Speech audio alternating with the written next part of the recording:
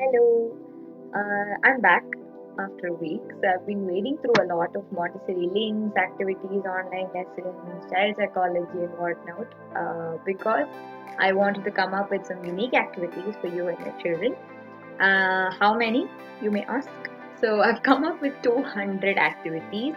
100 activities for the 3 to 6 year olds and 100 activities for the 7 to 9 year olds. Now, I won't be putting them all at once. What I've decided to do is I'll be releasing 20 of these activities per age group once a week. So you'll be getting 40 activities once a week, along with a couple of explanatory videos or a video which will have something to do with these activities or the Montessori method in general. So, what are these 20 activities? These 20 activities will be around 20 important skills that your child in that age group needs to develop. So, these are, don't worry, you don't need to specifically make time in your day for these activities. They don't involve a lot of computer, they don't involve worksheets. That's all what the school takes care of, that's what is there on the internet. So, what I thought of I wanted to come up with unique activities which are, you can do it with things around the house and it can be introduced to the child within minutes. So, following which they can probably continue to work on it themselves. Here's a Montessori tip. Okay. So, have a shelf that's dedicated to them. It could be a cupboard as well. Ensure that the activities which require materials they're put on the shelf in an uncluttered, neat, and attractive manner. They don't have to be all fancy with labels, but just simple and neat so that your child can actually reach out, grab the activity, work with it, and come and put it back. So, the second most important thing is inviting the child. So, you go to your child, and when they're free, yes, when they're free and they're bored and they have nothing to do, then you go to your child and say, hey, you know what? I have something new for you. Would you like to try it out with me?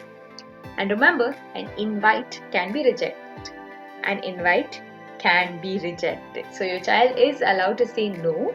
I would rather do this right now. So give them that space, and sometimes they may actually, appreciate your invitation and come and join you. Trust me, a child-led activity equals higher success rate of completion of the activity. So, meanwhile, you also set ground rules and you enforce these ground rules through constant guidance, right from when they're very young, 2.5, even before that.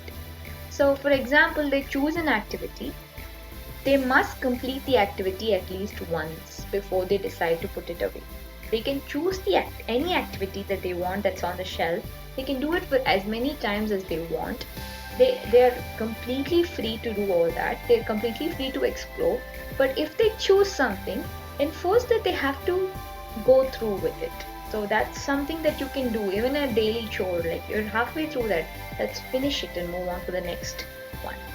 Another big important thing is winding up or putting your things away. So when you're done with an activity, help your child put those things back and ensure that it becomes a routine where their own sense of order soon kicks in for younger ones. So they start putting things back and they realize that, you know what, you're going to be firm, you're going to be consistent, and the rules that you give to them are actually going to help them because they can find the activity the next time. Another rule for the adult, okay, this is important. Help only when required. And there's a very thin line as to knowing when you should interfere or should not. So just remember, unsolicited help is an impediment to learning. So write that down if it helps, but please do know when to sit back, when to observe, when to let them challenge themselves and carry out an activity. Don't give all the answers. To catch all of these activities, you can check out the highlight feed in Instagram. I teach I learn, as well as on Facebook, ad.iteachilearn, as well as on at the end of the YouTube video or at the end of my IGTV videos that I'll be posting later. Just one last thing. I truly believe in children's ability to guide their own learning. Okay.